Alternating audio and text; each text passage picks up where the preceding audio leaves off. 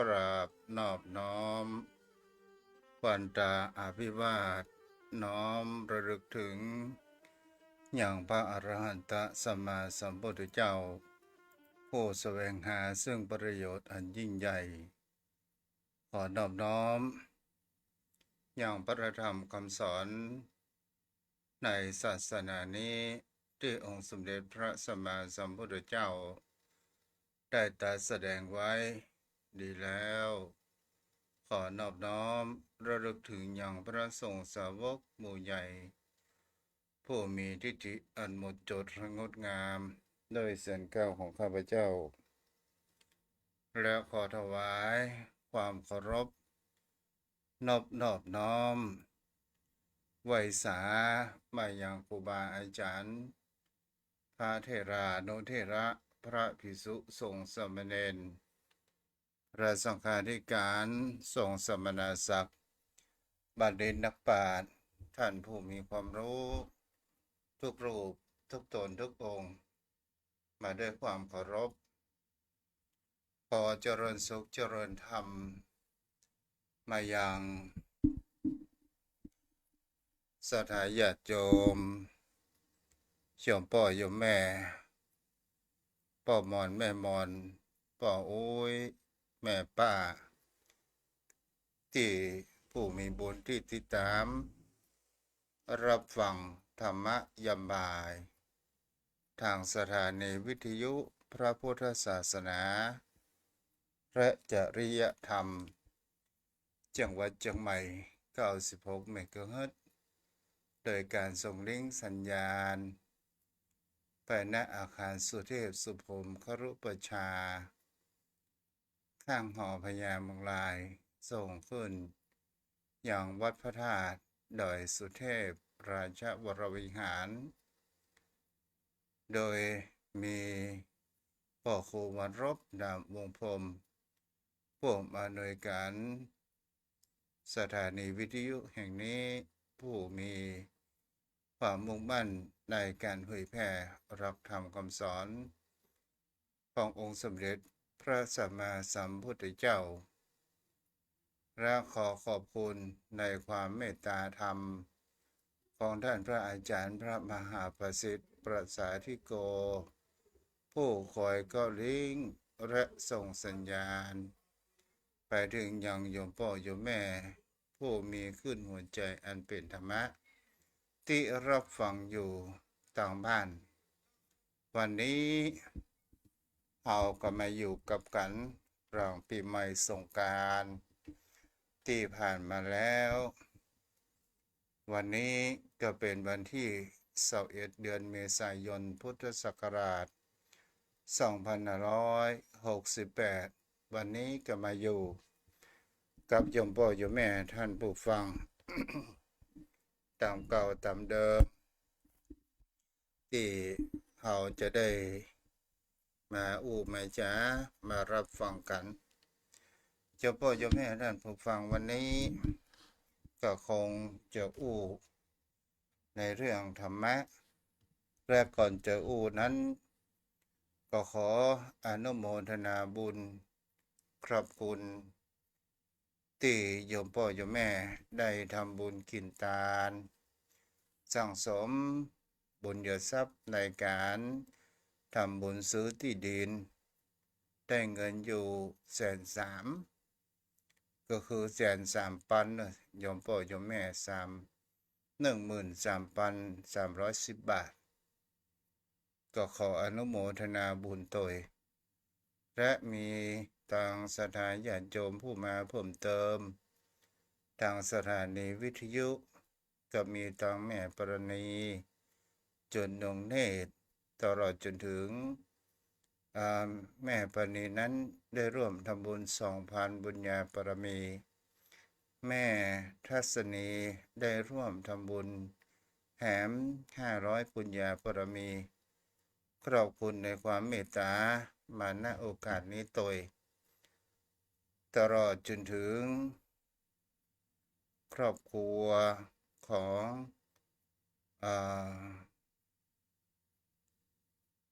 ลืมจื่อไปขออภัย เปิดได้ให้ห้องแห่งสองพุนปัญญาปรมียมพ่อยมแม่ท่านผู้ฟังวันนี้เอาก็มาอยู่กับกันในเรื่องธรรมะเป็นสิ่งที่เราจะมาอยู่ด้วยกันประมาณสักชั่วโมงหนึ่งและวันนี้ต่างตุเจ้าก็มีภารกิจซึ่งจะไปงานทำบุญวันกตัญญูของหลวงพ่อ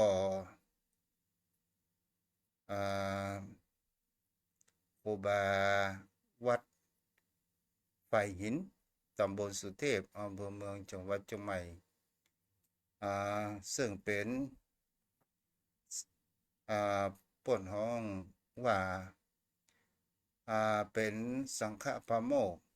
ในล้านนาของเราซึ่งเป็นปฐมโยมพ่อโยมแม่ชื่อเล่นเปิ่นนั้นครูบามอนควายเนาะตามที่เราได้รู้จักกัน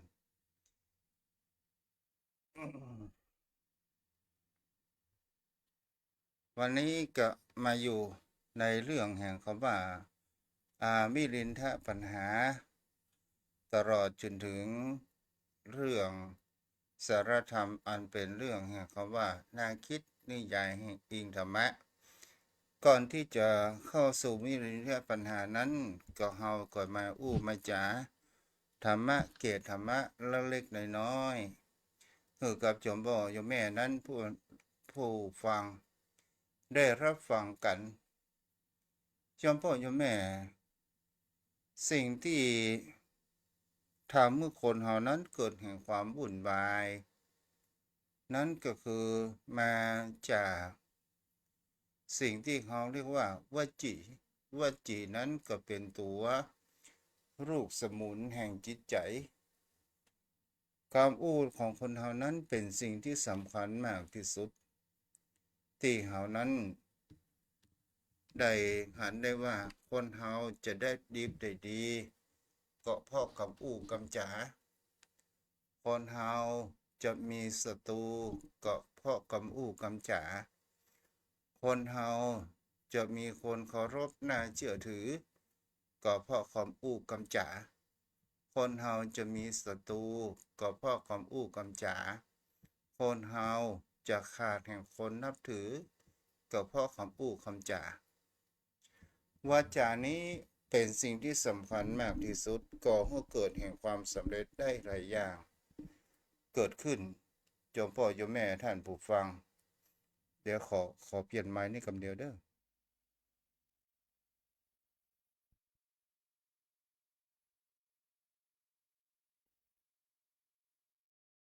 เอาละมาอยู่กับกันใหม่เนาะ โยมพ่อโยมแม่กำกำจ๋าเป็นสิ่งที่สำคัญมากที่สุดแล้วสิ่งที่คนเฮานั้นควรระมัดระวังกันตามพระพุทธองค์นั้นได้ตรัสบอกกับพระภิกษุทั้งหลายว่าวาจานั้นเป็นโทษมหันตภัยอันยิ่งใหญ่เกิดขึ้นก็คือวจีกรรมสี่ที่องค์พระตถาคตนั้นได้ตรัสไว้ว่าดูก่อนภิกษุทั้งหลายความวิบัติอันเป็นโทษแห่งทางวาจามีอยู่4 ประการ4 อย่างด้วยกันมีความตั้งใจเป็นอกุศลตั้งใจเป็นอกุศลย่อมมีทุกข์เป็นกำไรมีทุกข์เป็นวิบากสัทธาญาติโยมเป็นสิ่งที่เราจะหันได้ว่าความวิบากแห่งกรรมกรรมจาของคนเฮานี่เนี่ยเป็นสิ่งที่เราจะหันได้ว่าในช่วงนี้ก็เป็นช่วงที่เป็นการหาเสียงเลือกตั้งต่างๆนานาเกิดขึ้นฉะนั้นใครมีวาทศิลป์ก็ถือว่ามีความสำเร็จไปมีชัยไปครึ่งหนึ่งและมีความประพฤติแห่งประการหนึ่ง ก็เป็นสิ่งที่เป็นองค์ประกอบเกิดขึ้นสิ่งที่คนเฮานั้นมีเรื่องเล่าในเรื่องโรงงานแห่งหนึ่งเมื่อโยมพ่อโยมแม่นั้นได้รับฟังกันแม้กระทั่งในชุมชนของเฮาก็ตามหรือคนในแวดข้างก็ตามมันมีทุกกลมจุ่มมันมีทุกหมู่บ้านคนทั้งว่าคนที่ชอบรอบขวนคนอื่นหรือว่าคนชอบนินทามีโรงงานท่านอยู่โรงงานหนึ่งสถานญาติโยมทั้งหลายมีแม่หญิงคนหนึ่งนั้นเป็นคนที่ชอบเอาเรื่องของคนอื่นมาอู้มาจ๋าโดยความสนุกสนานกับปากของตัวเองมาอู้มาเปื่อนมาฟังบ้านเฮาของเขาว่าเมาในคนนี้ชื่อว่าสุวัจนีก็เฮาอู้กันว่านีกันแล้วกันถ้าไปกระทบภัยก็ขออภัยไว้ตัวไม่หญิงคนนี้ชื่อนี้เนี่ยเป็นสิ่งที่คนได้เข้ามาทำงานถ้าเฮาอู้อย่างกับบ้านเฮาก็ทำงานโรงงานห้องเย็นต่างๆนานาเกิดขึ้นเพราะว่ามันมีเพื่อนมีเพื่อนฝูงนั้นอยู่มากมายเกิดขึ้นแล้วคนเฮานี้ก็ชอบอยู่อย่างหนึ่งชอบวิจารณ์แต่เรื่องของคนอื่นว่าคนนั้นเป็นอย่างนี้คนนั้นเป็นอย่างนั้นต่างๆนานาเกิดขึ้นทั้งมีจริงและไม่มีจริงต่างๆนานาเกิดขึ้นนี้ก็มีเพื่อนฝูงมีไปเพื่อนที่คบค้าสมาคมมีคำว่าคนชื่อจอยชื่อออยแล้วหลายคนด้วยกันสถานญาติโยมทั้งหลายแล้วในคนนี้ก็ได้อู้จาบันหนึ่งนั้นก็มีแม่หญิงชื่อว่าสุซึ่งเข้ามาทำงานได้มีรูปร่างหน้าตาดีและก็ได้ไปเล่าขวัญเพื่อนพ่อแล้วโอ้ทีนั้นมันชื่ออะไรอย่างแต่งหน้าแต่งตามันจะมาทำงานหรือว่ามันจะมาอ้อยเหยื่อสู่ข้าวพ่อแล้วเนี่ยสถานญาติโยมทั้งหลายคนเฮานี่ก็มีอยู่อย่างหนึ่งก็ว่าอิจฉากับบุคคลในสิ่งที่ตนตัวเองนั้นบ่เท่าเทียมกับเปิ้นพอมันมาทำงานหรือว่าแม่อ้อยเหยื่อกับปลดใจคนนั้นคนนี้โอ้ได้เล่าขวัญโอ้แต่กะกับกูก็หายอย่างอันละเอ้าพอมันจะเป็นอย่างไรศรัทธาญาติโยมทั้งหลายวันเวลาผ่านไปนั้นเนคนนี้ก็ได้เล่าขวัญแม้กระทั่งผู้จัดการของตัวเองก็เล่าก็เจ้านายเฮาเนี่ยมันเอาคนงานเป็นกิ๊กก็ฮะมันเอาอย่างอ๋อจะอู้หนังเด้อโอ้พี่น้องวันนะกะโอ้ฮะโอ้สาธายญาติโยมทั้งหลายเอาเรื่องประจริงใส่ไร้บูจักการต่างๆนานาแล้วเพื่อนฝูงไปใส่เรื่องมามีเพื่อนก็ฮักกันดีได้เอาว่าโอ้พี่น้องสาน่ะผัวมันมีจู้ลักเล่นมันมาหูโอ้เอาไปเอามาใส่ร้ายเปิ่นต่างๆนานาทั้งเรื่องที่มันมีจริงกับแต่งไฟเกิดขึ้นว่าจีกรรมเนี่ยกรรมอู้คำจางของคนเราเนี่ยแหละศรัทธาญาติโยมทั้งหลายเพื่อนถึงว่ากรรมอู้กรรมจ๋ายาวมากกว่าปากกาและก็เป็นสิ่งที่เราพิจารณา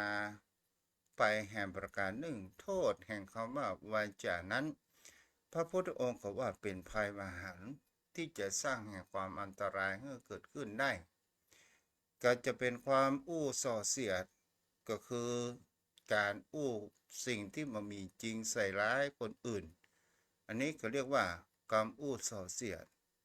ศรัทธาญาติโยมทั้งหลายวันเวลาผ่านไปจากโรงงานที่มีไม่ยิงคนจื่อนี้ก็เป็นสิ่งที่จะหันได้ว่าคนทำการทำงานกันได้อู้จ๋าใส่ร้ายกันแล้วก็งานบ่เป็นงานที่จออย่างกับนกเอี้ยงเข้าหางในแต่ละวันศรัทธาญาติโยมทั้งหลายแล้วทีนี้เนี่ยตัวเองวันนั้นตัวเองบ่สบายไม่ได้มาการมางานทีนี้เพื่อนฝูงนั้นที่โดนเนคนนี้ใส่ไฟต่างๆนานาก็ได้มาทกเถียงกันว่าโอ้มันมีแต่แกเขาหาผัวมันมีกิ๊กมันมีผัวกูฮักกูขนาดนี่มันสอบใส่ไฟใส่ร้ายคนอื่นเนี่ยสักวันกรรมเวรมันจะปะตันซึ่ง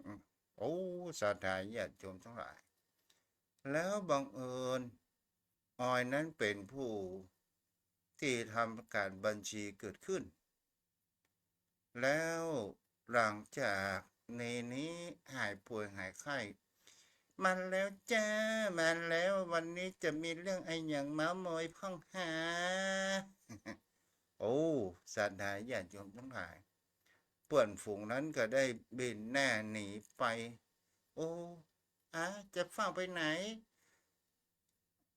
จอยจะเฝ้าไปไหนโอ้มีการอยู่ไปหาคนนั้นสุไม่จะเฝ้าไปไหนโอ้ได้เวลางานแล้วใครก็บอกคบค้าสมาคมเกิดขึ้นทีนี้น่ะศรัทธาญาติโยมทั้งหลายเกิดแห่งความว้าเหวโอ้คนเฮามันคันปากมาหูจะจ้างใส่ไฟอันหยังแม้กระทั่งใส่ไฟแผ่วผู้จัดการก็มีเป็นสิ่งที่เรื่องมันมีจริงเกิดขึ้นปั้นน้ำเป็นตัวปัจจัยพ่อการน้ำแข็งนะ แล้วก็เป็นสิ่งที่จะหันได้ว่าทีนี้แกก็เลยมีความอิจฉาในตัวของออยนั้นเป็นผู้ทำบัญชีของโรงงานเกิดขึ้นและก็ได้ใส่ไฟว่าสู่ของผู้ก่ออีอ้อยฝากฝ่ายการบัญชีเนี่ยมันชอบมันบ่ซื่อบ่ใสมันคดโกงบริษัทนะเออศรัทธาญาติโยมทั้งหลายลมปากของคนเฮานี่สามารถจะทำให้มีความเปลี่ยนแปลงได้หมู่พนักงานทั้งหลายฟังครั้งแรกนี้มึงไปอู้ไปเลยว่าออยนั่นเป็นคนที่โกงบริษัทบ่เชื่อบ่เชื่ออีเราวันแรกก็มีใครเชื่อวันที่สองที่ทำแม่ก็อู้ย้ำจนคนนั้นก็เริ่มเกิดแห่งความคมเขือเกิดขึ้นแล้วก็มีคนไปบอกผู้จัดการเมื่อผู้จัดการก็ได้ฟังประการเช่นนั้นก็ได้ตรวจสอบออยผู้ทำบัญชีแล้วทำเมื่อออยนั้นอยู่เมื่อวันกินบะลำต่างๆนานาแล้วผู้คนทั้งหลายในบริษัทก็ได้ตราหน้าออยว่าเป็นคนทุจริตคนพอดีไปเสียก็เพราะว่านี่นั้นเป็นคนที่ทำด้วยกำอู้กำจ่าออยนั้นได้ถูกการตรวจสอบเกิดขึ้นแล้วก็หันแห่งความบริสุทธิ์ของออยนั้นว่าเป็นคนที่ทำบัญชีอะไรหยังได้ดีเงินกับบรวบอะไรมามีการทุจริตเกิดขึ้นในช่วงที่ออยคึดหนักนั้นสถายญาติโยมทั้งหลายออยนั้นเก็บมีการคิดสั้นในการที่จะฆ่าตัวเองตายโดยการที่จะแข่งคอบันดีบนดีเปื้อนๆนั้นหันออยนั้นก็ช่วยกันได้ว่าอ๋อจะไปคิดสั้นงาผลออกมายังแบบปรากฏพยานเตื้อถ้าหางประพิษเปิดทั้งกัวก็มีคนนึกกำลังอกกำลังใจที่นี้เนี่ย มีคนก็ไปอู้ว่านี่ก็คือจอยเพื่อนของนี่ประเดี๋ยวนี้มึงหูก่อมึงทำร้ายใส่ร้ายคนดีๆเนี่ยคนดีๆพอจะฆ่าตัวตายเนี่ยก็เพราะปากของมึงเนี่ยโอ้ศรัทธาญาติโยมทั้งหลายผู้จัดการก็สืบสางหาเราเรื่องว่าต้นต่อเหตุการณ์นี้มันมาจากไหนและทีนี้ผู้จัดการก็ได้หัวว่านี้ต้นเรื่องเป็นต้นเรื่องของการสลายต่างๆก็เลยพักงานของนี้พักงานไป1 เดือนเพื่อที่จะไปปรับปรุงพฤติกรรมของตัวเองศรัทธาญาติโยมทั้งหลายนี้ก็ได้ปิกบันปิกจองก็มีความคึดนักทีนี้เนี่ยคึดนะว่าโอ้กรรมอู้ของคนเฮากรรมอู้ของเฮานี่เกียบทำร้ายเพื่อนดีๆไปแหม1 คนเป็นสิ่งที่จะหันได้ว่ากรรมอู้เล่นกูจ๋าแล้วตอนที่อู้กับจอยก็ว่าโอ้มึงไปขึ้นอย่างจอยคำอู้อู้เล่นมาได้มันมามีแต่แม่นคำอู้เล่นมันทำให้บุคคลที่ถูกการกระทำนั้นก่อให้เกิดแห่งความคิดมากเกิดขึ้นอันนี้ก็เป็นสิ่งที่เรา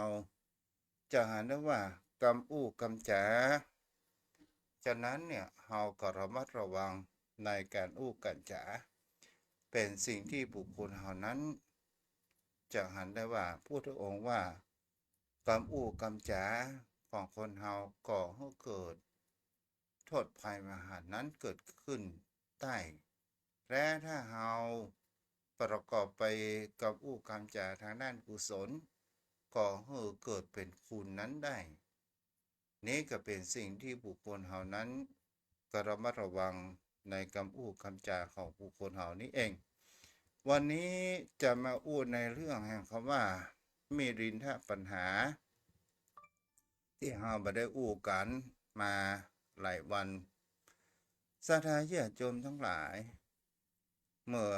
คาแล้วก็มาถึงแห่งคำว่าลักษณะแห่งปัญญาวันนี้พระเจ้ามิรินทปัญหาก็ได้ตรัสถามอย่างพระนาคเษนคำว่าวิญญาณห้าเบื้องต้นเป็นอย่างใดเกิดขึ้นที่ใดมโนวิญญาณที่เกิดขึ้นในที่นั้นกระนั้นหรือพระนาคเษนทูลตอบว่าเจริญพรมหาบพิตรย่อมเกิดขึ้นเช่นนั้นแลแล้วพญามิเรนก็ได้ถามไปว่าไหนเกิดขึ้นก่อนหลังเล่าเธอ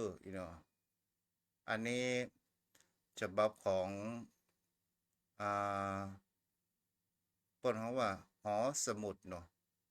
เป็นฉบับที่เก่าขนาดเด้อโยมพ่อโยมแม่แล้วก็มีแห่งคำว่าพระนาคเษนก็ว่าวิญญาณทั้ง5เบื้องต้นเกิดก่อนมโนวิญญาณเกิดขึ้นทีหลังมโนวิญญาณไอ้หยังกันเด็กก็จะอู้ให้โยมพ่อโยมแม่ได้กระจ่างกันไปแล้วพญาไม่เห็นว่าวิญญาณทั้ง5เนี่ยมันสั่งสมมโนวิญญาณไว้หรือว่าไว้ตามไปเกิดด้วยกันพระนาคเษนว่าหาบ่ได้ท่านมหาบพิตรแล้วพญาบินว่าเมื่อมันเป็นอย่างอันจะได้ว่าเป็นเช่นนั้นเล่าพระนาคเษนถวายพระพรมหาบพิตรมโนวิญญาณมันเป็นไรลักษณะเหมือนกับว่าดุจเป็นที่รุ่มอ้าวมันเป็นที่รุ่มอย่างใดล่ะท่านพระคุณเจ้าโอ้มหาบพิตรเวลาฝนตกเนี่ยน้ำจะไหลไปทางใดโอ้ก็น้ำก็ไหลไปทางที่ต่ำกะ อ๋อก็เช่นนั้นแหละมหาภพิธน้ำจะไหลไปในทางที่ต่ำฉันใดกับฉันนั้นฝนตกกี่ครั้งก็ไหลลงไปที่ต่ำพระญามิลินเขาได้ถามว่าน้ำคราวก่อนก็ไหลไปทางไหนคราวหลังก็ไหลไปทางนั้นแล้วพระพระนาคเษนว่าก็อันนะก้านี่เนาะถ้าอู้เป็นกำเมืองเด้ออ่าน้ำคราวก่อนสั่งน้ำคราวหลังไว้หรือว่าเมื่อไหลไปตามคราวหลังคราวก่อนว่าก็คือน้ำเก่าน้ำใหม่น่ะไหลทับกันสลายอย่าจมทั้งหลายก็หามาได้พญาบินว่าก็ท่านพระคุณเจ้าก็การที่ว่าน้ำทั้งสองเตื้อที่ไหลไปสมทบกันเนี่ยไปสู่ในทางที่รูปแม่นแล้วพระนักเกษตรว่าวิญญาณทั้งห้าน่ะวิญญาณทั้งห้าน่ะมีเหมือน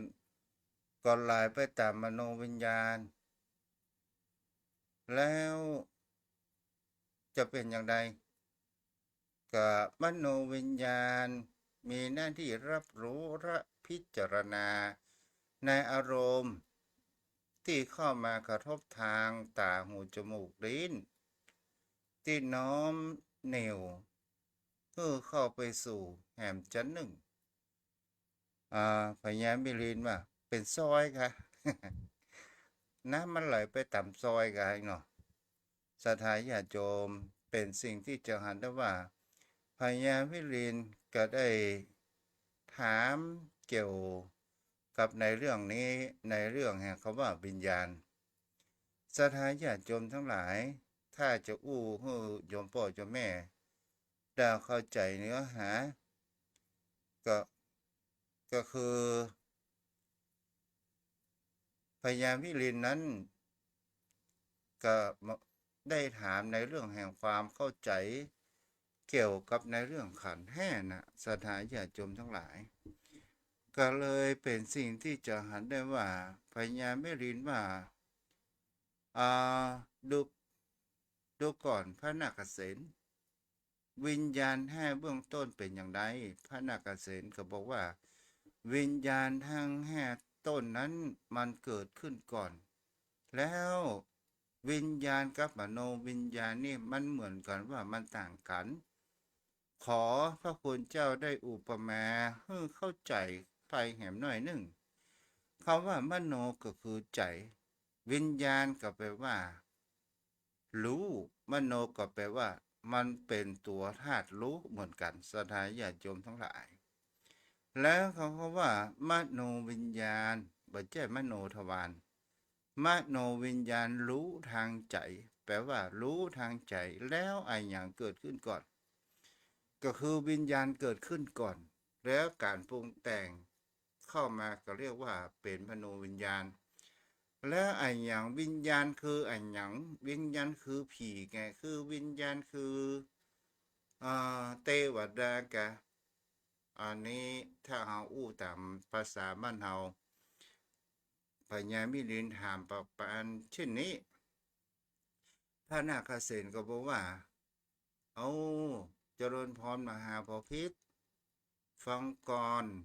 นะเนี่ยเนาะฟังก่อนก็คือคำว่าวิญญาณเนี่ยมันเป็นสิ่งที่มันเป็นเรียกว่าสิ่งที่มันต้องอาศัยทางตาหูจมูกลิ้นกายของเฮาเนี่ยสิ่งที่มันเข้ามากระทบเนี่ยถ้ารูปเข้ามากระทบตาก็เรียกว่าจักษุวิญญาณจักขุวิญญาณวิญญาณก็แปลว่ารู้ทางตาเมื่อรู้ทางตาแล้วเฮาหันภาพกระทบมาเข้ามากระทบกันโยมพ่อโยมแม่เฮาก็จะลองสังเกตและหันได้ว่าสิ่งที่เข้ามากระทบกันก่อให้เกิดรูปร่างต่างๆนานามันเป็นสิ่งที่สงเคราะห์ถ้าอู้ตามวิทยาศาสตร์ก็คือมี การประกอบแห่งคำว่าสีสันที่เข้ามาแล้วมากระทบตาของเราซึ่งตั้งประสาทตาของเราเนี่ยถ้าภาษาบ้านๆของเราว่าประสาทตาที่เราเขาว่าโอ้เท่าแก่มาพอลูกพอหลานก็ว่าเป็นลูกหลานบุคคลอื่นมันมืดมัวอันนี้แหละเรียกว่าวิญญาณอันนี้แหละเรียกว่าประสาททางตาสาธาญาติโยมทั้งหลายแล้วเสียงที่เข้ามากระทบหูล่ะเราก็ลองดูสังเกตเสียงที่เข้ามากระทบหูก็เรียกว่าโสตวิญญาณถ้าบ้านภาษาสมัยใหม่ก็เขาว่าประสาทหูประสาททางหูประสาททางหูมันหูได้อย่างไรพระองค์ยังได้วิเคราะห์ไปเห็นว่าทางหูของเรามันมีเสียงขึ้นที่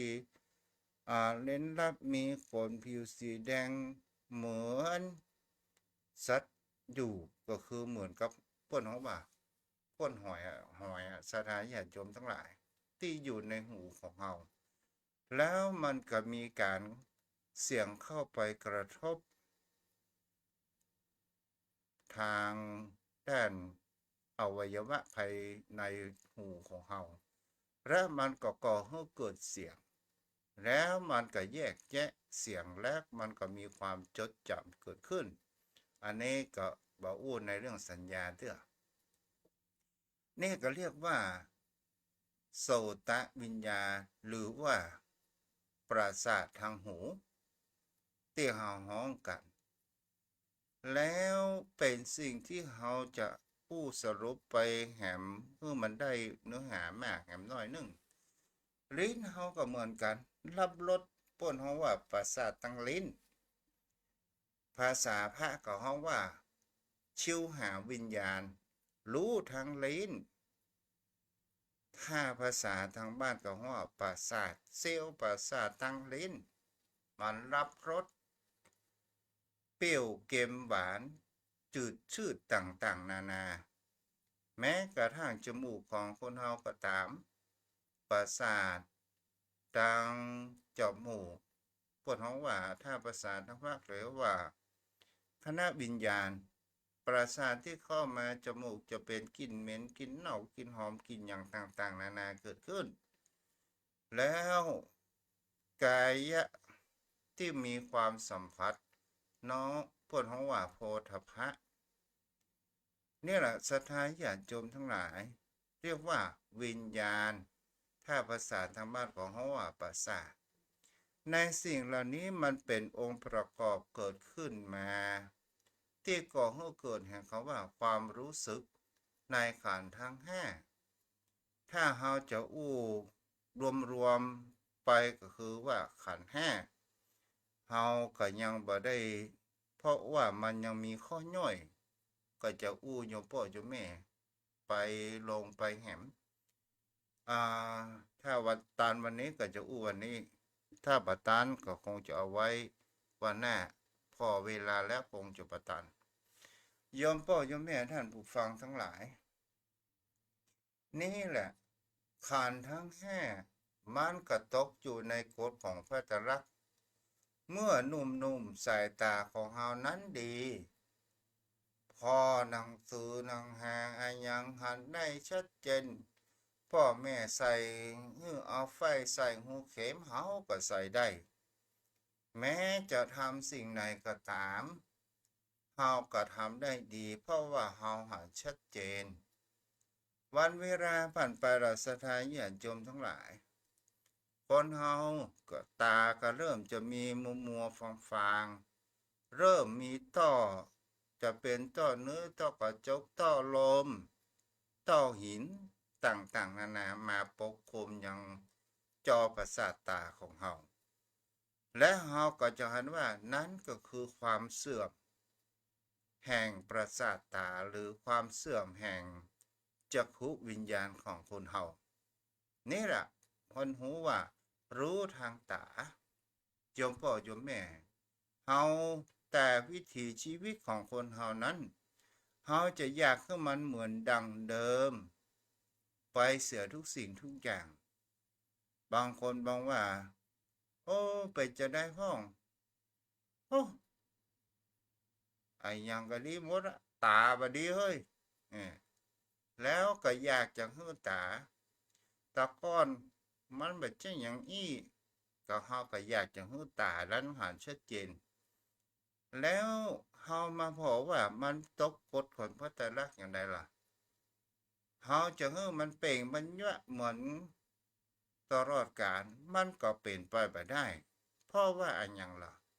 กาลเวลาเนี่ยมันบีบคั้นอายุเฮานั้นหือเท่าแก่และมีความเปลี่ยนแปลงเรียกว่าทุกขตาเปลี่ยนแปลงอยู่เสมอเฮาก็บ่สามารถที่จะบังคับให้มันหันเหมือนดังเดิมไปเสียทุกสิ่งทุกอย่างเหมือนดังเดิมนั้นได้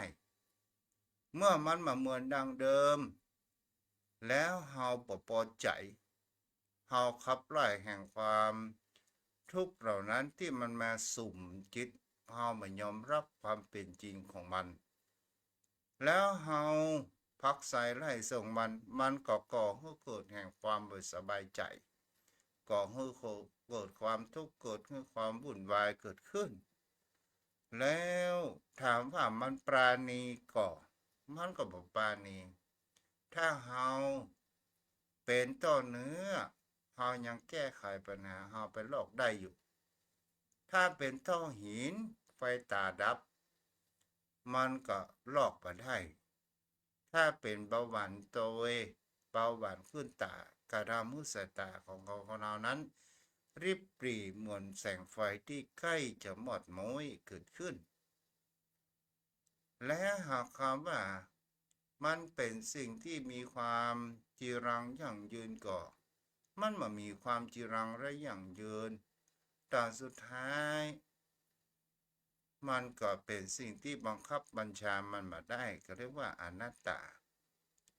ตั้งหูก็เหมือนกันตั้งลิ้นก็เหมือนกันโยมพ่อโยมแม่แต่ก่อนนี่หูดีขึ้นรับฟังอย่างดีพอเท่าแก่มาบางครั้งบางคราวก็ได้ยินชัดเจนบางครั้งบางคราวเพื่อนถามกินข้าวแล้วกะโอ้กะอาบน้ำตะกี้นี่ อย่างนี้เป็นต้นเนาะโยมพ่อโยมแม่เด้อวันนี้แกได้อู้มาพอสมควรวันนี้วันพุธก็จะต่อตัวแห่งคำว่ามีเรียนถ้าปัญหาเกี่ยวกับตัวคำว่าเวทนาเนาะวันพุธกับมารับฟังการทำกรรมวันนี้ผู้ติดตามต่าง Facebook มีต่างโยมสมสายศรีกัญญาป้อนานอินสมที่ติดตามในโทรศัพท์ก็มีแม่หอมประสางแม่วรภาศรีวิกะเนาะที่ได้แม่ก้อยแม่ก้อยสันกำแพงที่ติดตามเอาละโยมพ่อโยมแม่ท่านผู้ฟังวันนี้ก็จะสนทนากับป้านานสัก5 นาทีเด้อป้านานเด้อ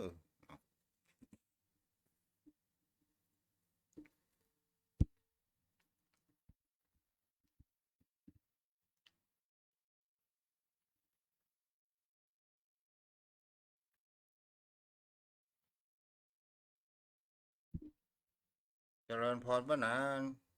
กราบแทบไตรเป็นสาเมตตาบารมีธรรมท่านพระคุณเจ้าด้วยความเคารพสูงยิ่งครับท่านเจ้าครับสารปีฮ้อนก่อท่านเจ้าตะวันเด่นเดียวกันพ้องท่านพระคุณเจ้าทางนักแก่ของธรรมดาเนาะถามมันนะท่านเจ้าอืมจ้ะเอาอยู่ใต้อำนาจเพื่อนเนาะมันก็จ้ะมันแก้อย่างไม่ได้นอกจากว่าหาทางป้องกันคือบรรเทาลงไปนะเปลืองไฟท่านเจ้าอยู่ไปเป็นบ้านๆนะกะเนาะครับเป็นญาตินะท่านพระคุณเจ้า จ้ะวันนี้มีอะไรยังเพิ่มเติมพ้องป้านานฟังท่านว่าคุณเจ้าก็ได้สาระแก่สารดีนะพญามิลีนี่เปิดตัวเป็น นักปราชญ์ที่ถามปัญหาลูกลึกเนาะท่านเจ้าเนาะ เจ้า ถ้าธรรมดาทั่วไปอย่างเก้ากับผมมันตอบเปิ้นว่าชัดเจนตอบได้ท่านบอกเจ้าก็เปิ้นถามส่วนใหญ่แล้วมันจะเป็นอภิธรรมในส่วนใหญ่ท่านบอกเจ้า แม่นแต่มันคือหลักธรรม ท่านเสนนี่เปิ้นก็จบอภิธรรมแล้วครับผมได้ยินท่านเจ้าอธิบายเบื้องต้นว่าเปิ้นไปอยู่กับอาจารย์แล้วเปิ้นอยากเรียนอภิธรรมแล้วไปศึกษาเนาะท่านเจ้า เปิ้นเรียนอภิธรรมเป็นหลักเบื้องต้น แต่เปิ้นบ่ได้เรียนวินัยกับพระสูตรนะ อ๋อครับแล้วก็เลยสันทัดชัดเจนในภาคที่ทำแล้วก็ตอบได้อย่างชัดเจน จ้ะ ตอบคำถามได้ชัดเจนนะท่านเจ้าครั เปิ้ บ นถนัดอภิธรรมเนาะ โอ้เปิ้นเรียนยากก่อนนะท่านเจ้าแล้วไปหาง่ายเนาะ เจ้าหัวใจพระพุทธศาสนาที่เป็นจุดยอดสูงสุดก็คืออภิธรรมเนาะ ครับมันเป็นหัวใจเลยมันเรียนยากท่านเจ้ามันต้องมีจิตลึกถึงสมาธิต้องตั้งมั่นแต่เพราะมันเป็นความลุ่มลึก แต่อย่างพระวินัยมันก็ง่ายอยู่พระสูตรนี่ผมม่วนท่านเจ้า ฟังแล้วมันก็เพลินเนี่ยท่านเจ้าครับ พระสูตรนี่จะเกี่ยวกับในเรื่องที่พุทธองค์ไปตรัสแสดงกับพุทธบริษัทที่ไหน แล้วพระอานนท์นั้นเป็นผู้จำเนาะ ไหวสาครับอย่างพระอานนท์โอ้ทรงปัญญาแต่เนาะก็ทรงความจำแต่แล้วพระอานนท์นะครับต่ แล้วพระอภิธรรมนี่พระอุบลีก็ว่าพระ อ๋อ วัสสปะ พระวินัยครับ อุบาลีนี่ พระวินัยเนาะ เพิ่นเป็นนักกฎหมาย จ้ะ ครับเพิ่นเก่งด้านวินัยครับแล้วก็พระสันติพุทธนี่ครับมีปัญญามากแล้วก็มติพระสังฆายนาเนี่ยมีพระอานนท์พระอุบาลีพระมหากัสสปะ3องค์นะครับที่เป็นต้นเรื่องครับท่านเจ้า เจ้าถูกละแล้วก็พระอภิธรรมนี่ก็เป็นรวมถึงวินัยพระสูตรแล้วก็เอามาเป็นเปิ้นเฮาว่าเป็นถ้าเป็นเฮาอู้ไปก็เป็นทำวิชาการนะเนาะ ถ้าเป็นเช่นนั้นนะจะท่านเจ้าแล้วก็นักเลยเปิดหมดภาพที่ทำมีน้องเป็นมี20,000 นี่มี42,000เนาะ จ้ะ พระไตรปิฎกนะครับเลยมีนักเลยเปิดแล้วก็อันอยากเลยเปิดหน่อยเข้าใจรูปลึกหน่อยครับพระพิธรรมครับท่านเจ้าครับ เจ้าถ้าอยากจะลึกซึ้งแต่เนี่ยโอ้ที่เป็นเอกในเรื่องอภิธรรมเนี่ยมีประเทศพม่าเนาะ ท่านเจ้าเปิ้นว่าพระไทยเก่งพระสูตรพระคำเขมรเก่งวินัยพระพม่าเก่งพระอภิธรรมเนี่ยท่านเจ้า อ๋อก็ ส ไม่ ว ได้ ดมนต์เนี่ยพระสูตรสวดมนต์นี่พระไทยนี่เก่งสวดได้มากทำป่าว่าผ่องปากชัดเจนชัดเจน เพราะนั้นได้ยินสำเนียงการสวดกุศลาของประเทศเขมรก่อน กุศลีธรรมเมียอย่างท่านเจ้า กุศเลียจะเมีย มันแค่จะเป็นด้านภาษาแล้วท่านเจ้าครับ มันก็เป็นเอกลักษณ์ของตั้งแต่ภาษาประเทศไหนประเทศนั้นนะครับเนาะ ถ้ามันก็คงจะเพี้ยนไปถูกไหมแต่อย่างพี่น้องไทยใหญ่เพิ่นอู้เฮาพวกผู้อู้ประชัดแล้วท่านเจ้า นั่น มั น่ะ นเสียงตำเนียงมันติงออกครับ มันติงประชัดถ้ามาไม่ใหญ่นะเจ้า แต่ถ้าเพิ่นมาไม่น้อยก็ได้อยู่แต่ถ้ามาไม่ใหญ่มันติงประชัดครับ พี่น้องชนเผ่าก็เหมือนกันครับ พี่น้องชนเผ่านี่ได้เปรียบเฮาหน่อยฮู้ถึงภาษาเปิ้นฮู้ถึงภาษาไทย แต่ภาษาไทยนี่เพิ่นฮู้ภาษาอะไรครับท่านเจ้าครับ จะน่ากับมากับเหมือนกับภาษาอังกฤษนะครับ โอ้ท่านพระคุณเจ้าเฮานี่บ่ได้ละภาษาอังกฤษนี่มันติงเพี้ยน เพราะเฮาบ่ได้อยู่เฮาบ่ใช่เจ้าของภาษาแล้วเฮาบ่ได้เรียนมันน้อยลิ้นมันแข็งท่านเจ้าครับ กันน่ะเหมือนเดียวกันแล้วกัน มันบ่ใช่เจ้าของภาษานะท่านเจ้าครับ เจ้า แล้วก็นี่ก็คือเป็นสิ่งที่เราจะได้ว่าการสื่อของพระธรรมคำสอนของพระพุทธองค์นั้น มันจำแนกไปแต่ละประเทศแต่ภาษาแต่ละท้องถิ่นเนาะ ไว้สาครับ เจ้า จ้ะ คือธรรมของพระพุทธเจ้าถ้าไปสู่ประเทศไหนก็ใช้ภาษาของประเทศนั้นนะท่านเจ้า แม่นจ้ะแต่ถ้าว่าผมเฝ้ากับผมว่าที่เปิดมาเผยแผ่ธรรมะพระอุตตรเถระประสูนาเถระเปิดมาเผยแผ่ผมเก้ากับผมคิดว่ามันคงจะไม่เรียนภาษาเอาเป็นเบื้องต้นก่อนนะท่านเจ้าอันนั้นจะไปซื้อได้เลยนะท่านเจ้ามันก็จะต้องมีคนไปศึกษามาเหมือนกันนะเพราะนั้นแต่จะมาเผยสิ่งแผ่ที่เป็นภาษากลางของคนเฮานั่นก็คือภาษากายอะอ๋อใช้ภาษามือเนี่ยท่านเจ้าภาษากายนะภาษามือภาษาท่าทางอ๋อมันพอจะเข้าใจได้นะท่านอืเจ้า มจ้ะแล้วก็อันนี้เฮาก็บ่รู้เนาะประวัติศาสตร์นะ วัดแต่ว่าก็โอ้ดีถ้าธรรมะคำสอนแบบเผยแพร่มาในประเทศเฮาท่านพ่อพุทธเจ้าเก้าก็ผมคิดว่ามันโลกเฮาประเทศโลกครับถิ่นฐานสุวรรณภูมิของเราประเทศเฮาเนี่ยมันจะวุ่นวายมันจะบ่มีหลักมันจะบ่มีเนี่ยมันก็จะบ่มีแบบแผนในการดำเนินชีวิตนะครับถ้ามันในหูพ่องนี่มันยังพอมีแนวทางที่ว่าประพฤติปฏิบัติถึงแม้มันบ่ฮู้ทุกคน แต่ถ้าสี่ส่วนของมันฮู้สามส่วนนี้มันก็อยู่ได้สันติสุขได้นะครับถ้ามันบอกมันปะลังกันเหมือนกันหมดมาได้รับธรรมะเนี่ยผมว่าโอ้มันจะมีกษัตริย์ดีมันจะวุ่นวายใครมีอำนาจสูงมันก็จะพบกดข่มขี่นะพระเจ้าครับก็เหมือนตะวันออกกลางนั่นเนาะถ้าพงไปเปลี่ยนเช่นนั้นนะฮะพระคุณเจ้าใจอำนาจบาดใหญ่ใจปุ่มเพงใครมีอำนาจนักกว่าก็จะได้เปรียบครับมันมีคุณธรรมที่